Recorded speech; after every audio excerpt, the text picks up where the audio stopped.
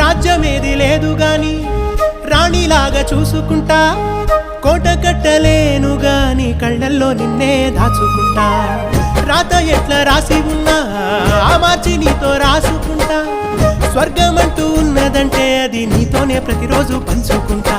నిన్ను గన్న మీ నాన్న కన్నా లారు ముద్దుగా సాదుకుంటా. నీకు కోపం వస్తే కొంత దూరం ఉంటా, నువ్వు గీత గీస్తే నేను దాటనంటా.